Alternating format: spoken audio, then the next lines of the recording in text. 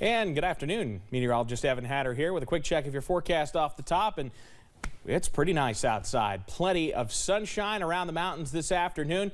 Upper 70s to near 80 in many spots. Buffalo Mountains got blue sky and just a few fair weather clouds this afternoon. Mountain Parkway out at Slade, a similar story. Just fair weather clouds out there.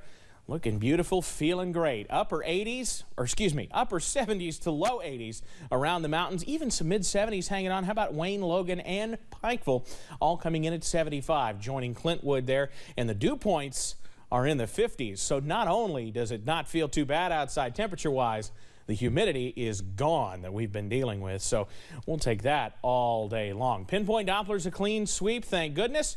And watching a disturbance across portions of the Great Lakes, that's going to take a couple of days to actually get here.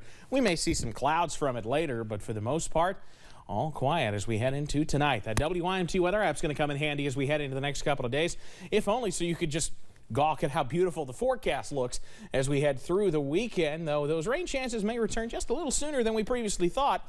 The details on that coming up in just a few minutes. But right now, let's get to the news of the day with Steve. All right, thank you, Evan. We'll have some flood coverage in just a moment. But first, one Magoffin County business owner is working to highlight his home, hoping to help it grow. Justin Darnell recently opened Prohibition Coffee in Syersville, adding a new business to his list of investments in the area, and is working to bring more to the mountains. The entrepreneur just kicked off a medical taxi service and is now planting the seeds for a commercial site near Restaurant Row. You know, we get 3, 4, 5 applications every week. People are here, they're not lazy. They're willing to work. They just need the opportunities. So that's what we're trying to do. Hear more about Darnell's mission for Magoffin County coming up at 6. This week, a native of Breathitt County suddenly died. His name was Tony Calhoun. He was a screenwriter and film producer, and Governor Beshear says the death will be considered flood-related. He is the 39th person to die as a result of the disaster. At least 2 others in Breathitt County are still missing. We are told Calhoun was overwhelmed after losing all he owned in the flooding. He was just 52 years old. And just yesterday, we spoke with mental health professionals about the toll the devastation may have on victims. You can find that story on WYMT.com. Well, typically, school would have already started in many districts, but obviously that is not happening in some of the hardest hit counties by the historic flooding. As Brian Milam tells us, in Letcher County, they say they are at least a month away still from starting. There has been rescue, there has been recovery, and now there is rebuilding and getting ready for a school year which will eventually come. At Fleming Neon Middle and at Martha Jane Potter, there is just so much devastation, and eventually school will have to start. Nothing definitive yet. I know Ms. Yance is shooting for sometime in September. We don't have anything definitive, but I know as soon as we possibly can, we're going to get our kids and give them a little bit of normalcy. You know, when kids are back in school, they're safe in a building, they're fed, they're taken care of, and we get to see and interact with them again, which is awesome. We're looking at our other campuses that weren't affected and seeing about how many spaces we have there in the building, and then if it's a possibility to use mobile units that we could set up outside.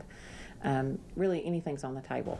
We're trying to be as creative and think outside the box as we can. The debris in and outside of Martha Jane Potter Elementary is a carbon copy of what we have seen throughout eastern Kentucky. But as the sign behind me says, stay positive, work hard, and make it happen. And eventually it will. In Letcher County, I'm Brian Milam, WYMT Mountain News. Thank you, Brian, and we appreciate Brian's work helping us out all week long covering the flooding in eastern Kentucky. Letcher County Superintendent Denise Yance went on to say the schools are about 2 weeks away from being cleaned, and then she will have a better estimation about when school could resume there in Letcher County, but it looks like it's still going to be a little while. Americans reeling from sky-high prices got some good news this week. The government's latest inflation report showed prices came down for used cars and trucks, apparel, and especially airline tickets. CBS's Chris Van Cleve is at Raleigh-Durham International Airport. Falling fares down nearly 8% in July. I feel like it went up, but now it's going back to like normal prices. I know how high they can be, so when I find a reasonable flight, I jump on it immediately. Some big savings on flights to San Diego, now $230 cheaper on average than the May peak.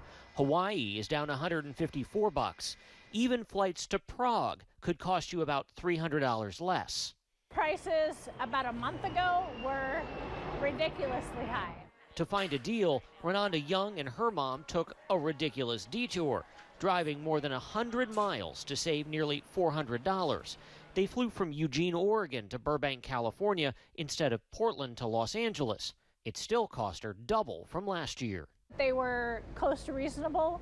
At that time, they were $400 for the two of us for round trip, just over. Airline ticket prices peaked in May as pent-up pandemic demand filled planes and fuel prices soared. What's the sweet spot if you're looking for a deal? If you're looking for a deal on airfare, now is the sweet spot. Haley Berg tracks airfare for travel site Hopper. She says right now, round-trip domestic tickets for September and October will cost travelers on average $238, down roughly 37% from May. But she expects they will again top $300 by November and rise steadily as people book for the holidays. Though prices have fallen from the peak earlier this summer, well over $400, they are still relatively high. Prices will probably drop a little bit between now and the middle of October. You will want to book your holiday travel by that second week of October. Renata Young is already bargain hunting for her next getaway. With the prices coming down on airline tickets, I'm actually anticipating us traveling some more in the next year than what I had initially planned for our travel budget.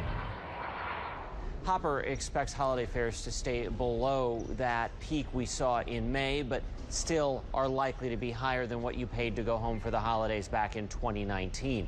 Best bets for finding a deal: shop early and shop around. Be flexible with your travel dates and times. And even as you saw in the story there, what airport you fly out of can save you big. Chris Van Cleve, CBS News, Raleigh, North Carolina. Let's head over to Wall Street now. On this Friday, the Dow closes up today more than 412 points. So a good end to the week on Wall Street. We'll have more financial news in our next half hour. Straight ahead here on First at 4, a distillery in New Hampshire is turning an invasive crab species into a new flavor of whiskey. Stick around long enough, you'll see it all. Beautiful weather is on the way as we head into the weekend. The very latest details on the way coming up.